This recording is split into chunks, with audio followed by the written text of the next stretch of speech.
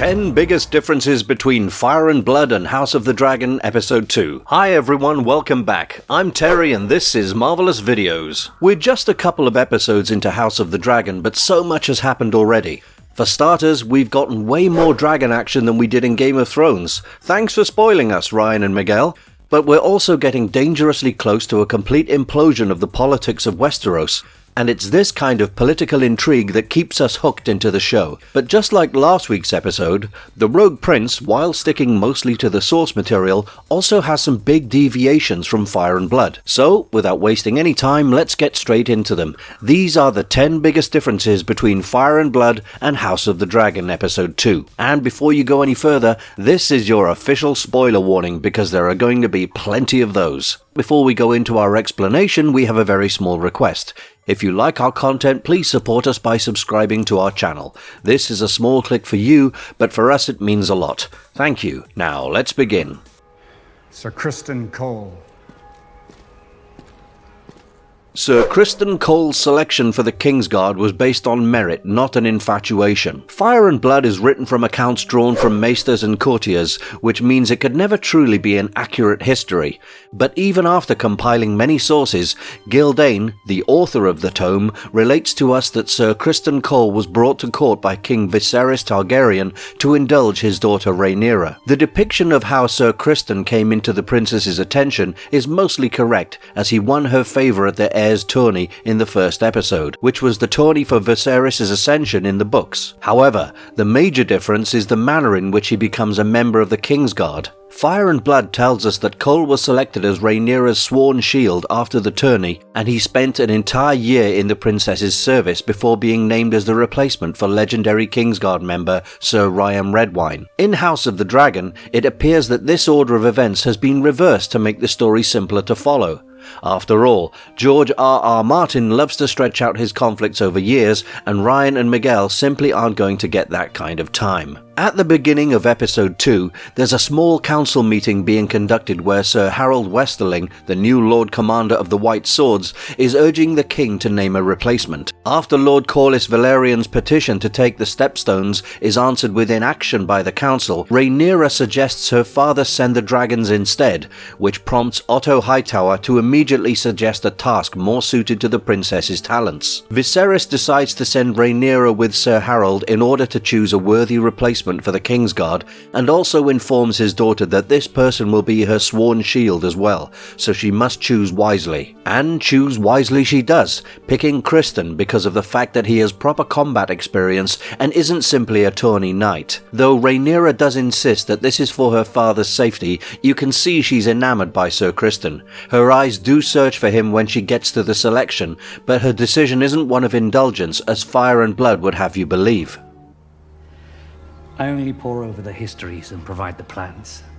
The stonemasons build the structures. King Viserys' sculpture of Valyria proves that a lot more is known about the freehold than previously believed. Towards the end of The Heirs of the Dragon, we found out a rather peculiar detail about the hobbies and interests of King Viserys. He was into sculpting. Well, more like getting stonemasons to create sculptures of the plans that he drew up, but still, it shows the king as having an architectural spirit, which isn't necessarily a bad thing.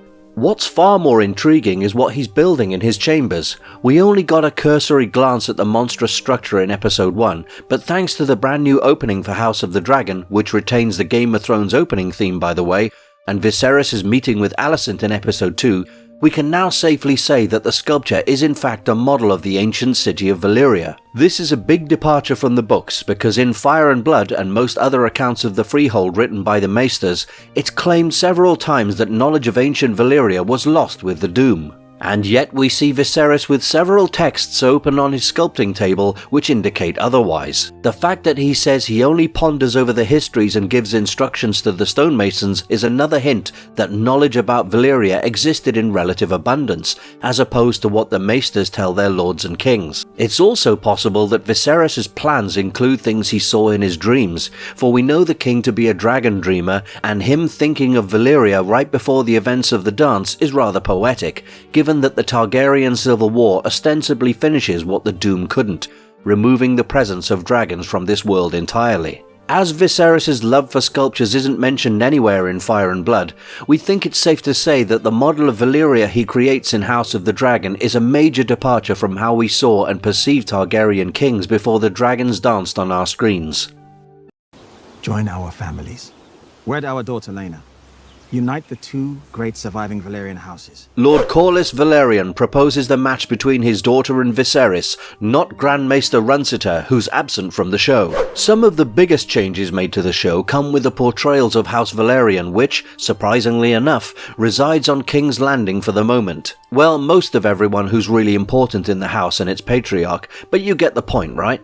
Anyway, if we were following the timeline laid down by Fire and Blood to a T, we wouldn't have seen Lord Callus or Princess Rhaenys at the capital at all, considering we're already in the 9th year of Viserys' reign, and they left before it had even begun. But apart from still being a member of the small council, albeit a somewhat fiery one at that, Lord Callus also has another major difference from his Fire and Blood counterpart in that we can see his ambition in play in real time. As a man who has charted all the known seas of the world, filled his coffers with gold that he found through sheer grit, and built an entirely new seat of power all by himself, Lord Callus has an air of grandeur about him that he has truly earned. But what sets apart Steve Toussaint's character from his book counterpart is that he's far more direct in taking what he desires, and what he desires, clearly, is a way into the royal family. In the books at the Great Council of 101 AC, Callus used all his wealth and influence to try to buy as much favour as he could for his son Laenor's claim to no avail, and ended up quitting the small council in protest. When King Viserys was approached with the delicate subject of marriage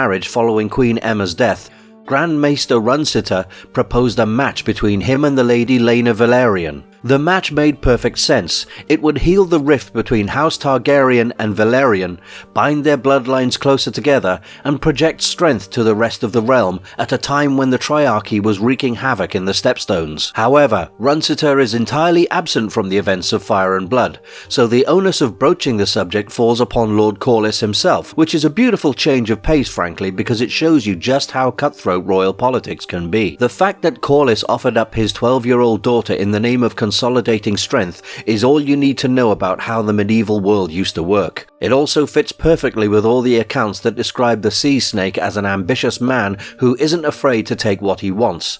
Because you can see that while Callus is thinking of the best course for the realm to take, he wants his fingerprints all over it. It just goes to show you that even the characters you love on House of the Dragon are going to be more grey than black and white, and we personally love it. Oh, and speaking of Lord Callus's daughter, it would be a great honour to join our houses, as they were in Old Valyria. Lenas Age when the proposal is made is accurate, but everything else isn't. In the books, Lady Lena Valerian was 12 years old when a match was proposed between her and King Viserys Targaryen. The show has kept this fact constant, giving us a rather awkward courting scene between the two, but other than the age, Viserys' interactions with Lena are entirely created for the purposes of the TV show. In Fire and Blood, when Lena was 12, she was living at Driftmark with her parents, not at King's Landing, and she's older than Rheanyra by a good 5 years. The match was proposed in the 2nd year of Viserys' kingship, not the 10th, and was rejected without even so much as a conversation between the two parties, or so we can assume from the ponderings of Archmaester Gildane. By contrast, the TV show goes so far as to make the proposal in person, from the side of the parents, and even dives into the territory of child marriage, which was sadly a prominent feature of medieval society. The show opts to take a show-don't-tell approach with Lady Lena, because in Fire and Blood, the Maester of Driftmark recounts her reaction to Viserys' rejection as being tepid at best, because the lady was more interested in flying than boys. This is corroborated by the fact that the only conversation Viserys and Lena have with each other is about Valerian the Black Dread and the other Targaryen dragons before Viserys coaxes the truth of the matter from Lena. Her parents had already prepped her for the conversation she was supposed to be having with her prospective husband. Viserys is a genuinely good person and is clearly perturbed by the idea of marrying Lena, even though his advisors, including Melos, tell him that it's the best possible course of action he can take.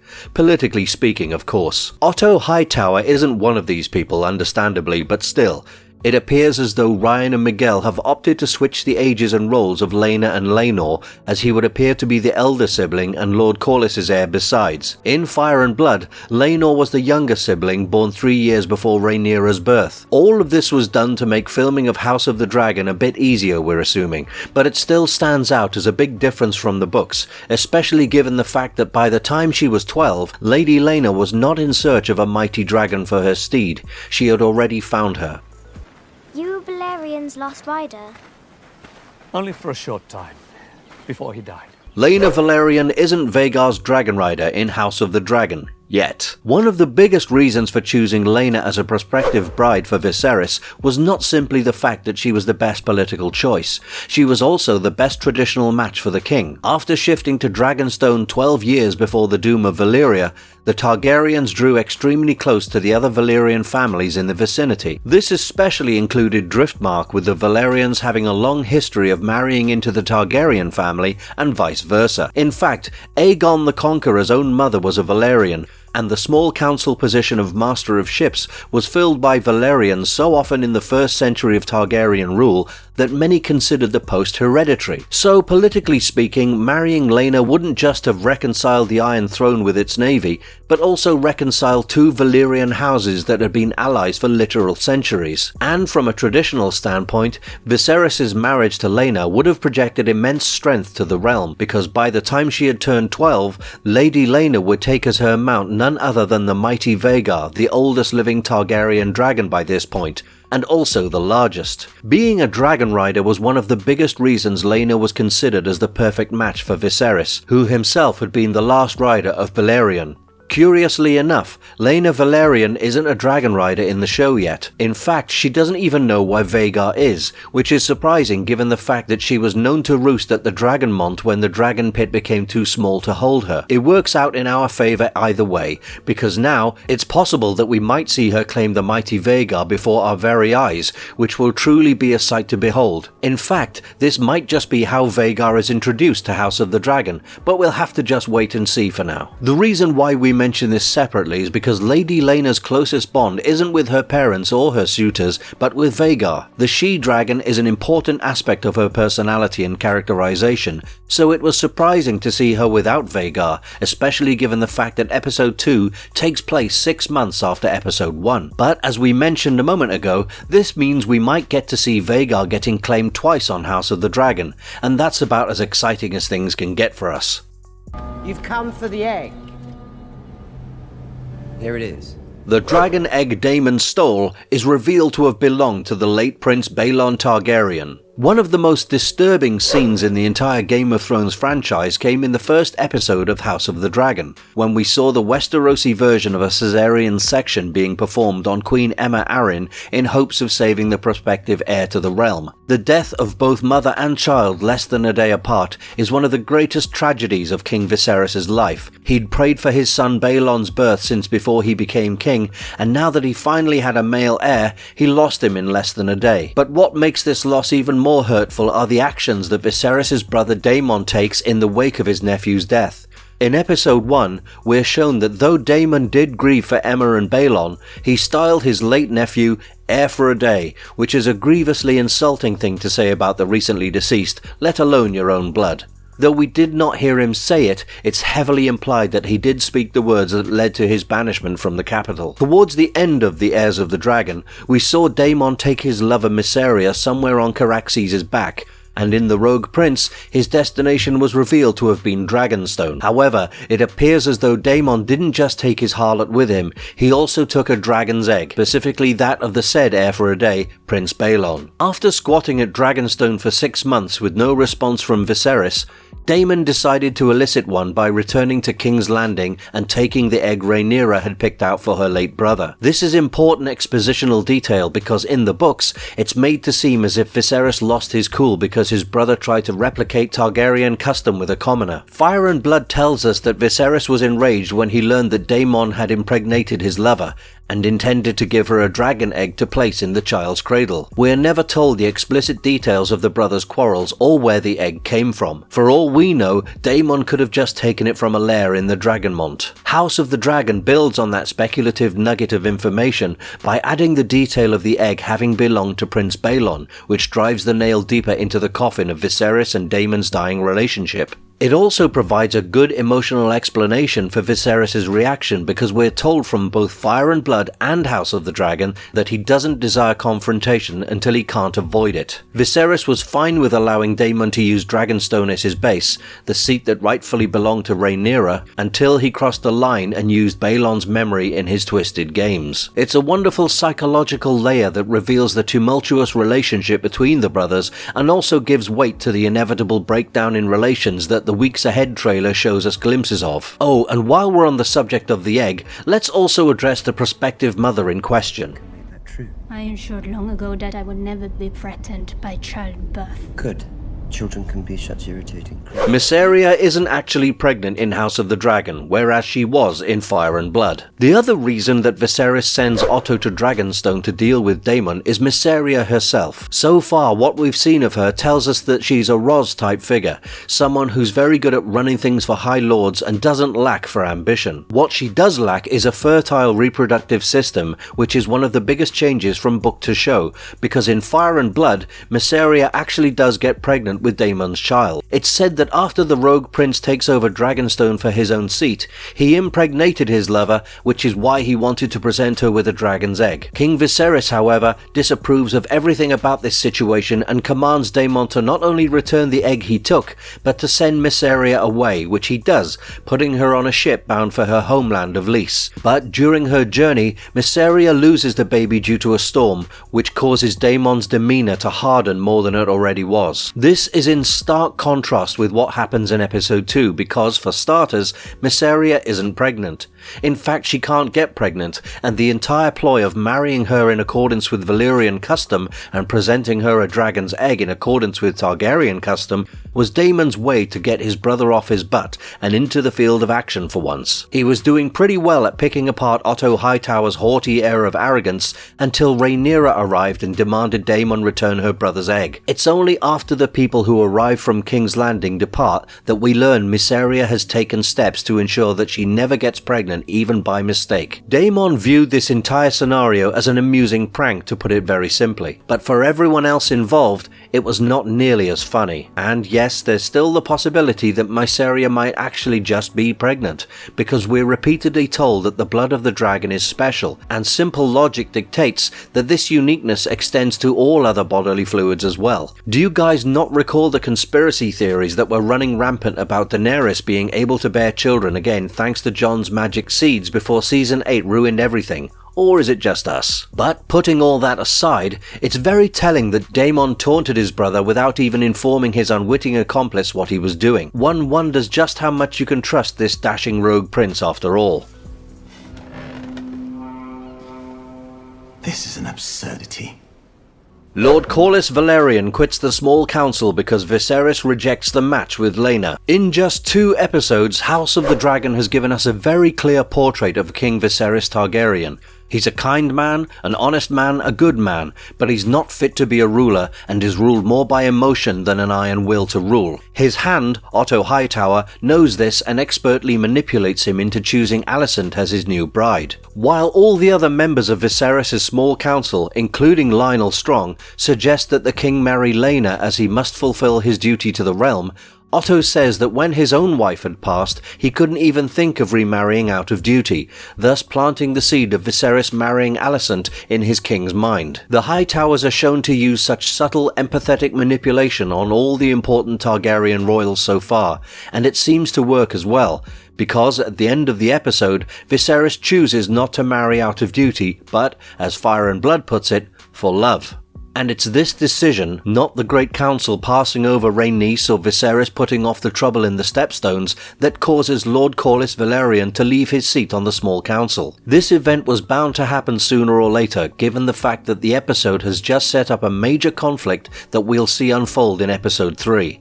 but the manner in which it happened is very different from the books. In Fire and Blood, Callus resigns even before Viserys' reign begins, and well before he gets into the 10th year of his reign. He doesn't broach the subject of marriage with Viserys, and neither does he directly pressure the crown to take care of the Triarchy and their crab feeder. He's simply not involved. By contrast, House of the Dragon has kept him right in the middle of political intrigue in the Seven Kingdoms, which is actually an improvement in our opinion, because it makes a lot more sense. Having said that, with Lord Callus finally taking his leave, the action is going to ramp up, and so will the drama, because hearts remain as one. Our hearts were never one. the cracks in Rheanyra and Alison's relationship are appearing already. One of the biggest changes from Fire and Blood to House of the Dragon continues to be the dramatic gift that keeps on giving, because it appears as though relations between Rheanyra and Alison are about to break down before Viserys is even wedded to the latter. In Fire and Blood, the relationship between the Realm's Delight and her new stepmother is completely different to what it's shown to be in House of the Dragon. There, Rheanyra and Alison are mentioned as having been on amiable terms at best, and cultivating a real relationship only after Alison married Viserys. Alison is also 9 years older than Rheanyra there, so it makes sense that the young queen-to-be, who was 9 or 10 years old when Viserys remarried, would be okay with her new stepmother kissing her and naming her daughter on her wedding day. That particular scene is going to be much more awkward and skin-crawling in House of the Dragon, because of the equation that Ryan and Miguel have given Rheanyra and Alison. The two ladies are shown to be constant companions at court,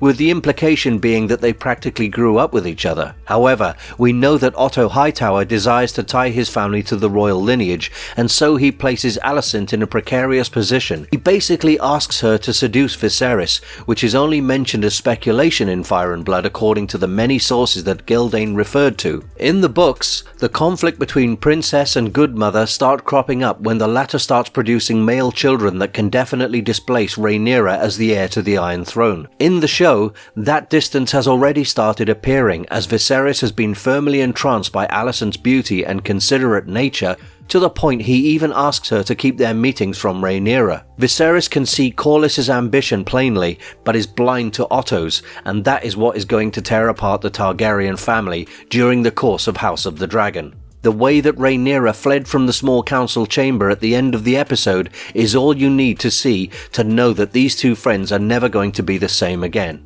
And honestly, if you were in Rhaenyra's shoes, wouldn't you feel the same way? Exactly. Moving on to our last major difference from book to show, it revolves around the character after whom the episode was titled. Waiting in the Stepstones is a chance for you to prove your worth to any who might yet doubt it.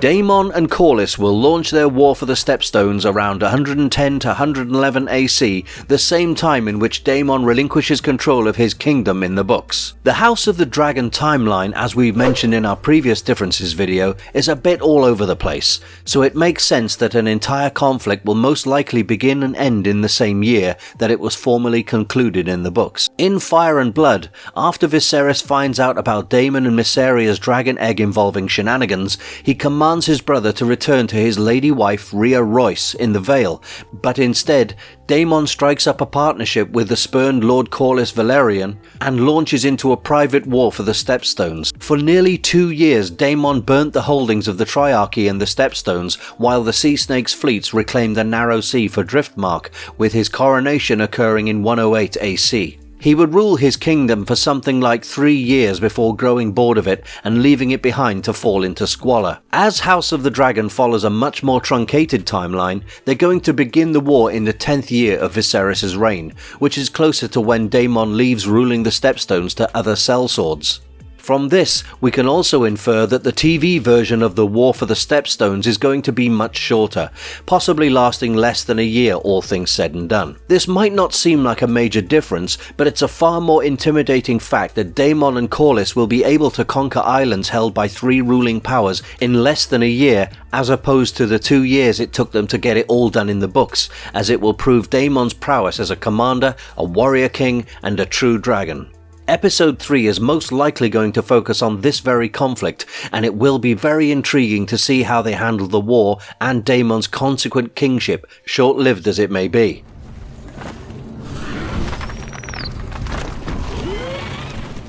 Marvelous verdict. The Rogue Prince continues the trend of adaptive perfection that House of the Dragon has slipped itself into. While the story changes were numerous, and in some cases significant, as always Ryan Miguel have managed to make it work without sacrificing the essence of George R.R. Martin's world. Yes, it was a relief to find out the Myseria will potentially not have a miscarriage in a ship, and equally annoying that we still haven't gotten to see Vhagar yet, but that's just how storytelling works, and we're not here to complain about any of it. On the contrary, for the first time in like 3 years, we can finally say we're very much looking forward to the next episode of something Game of Thrones related, and that's a good feeling. And if you liked our content, don't forget to leave a like and subscribe to us if you haven't already. Have a good one. Thanks for watching, and see you next time.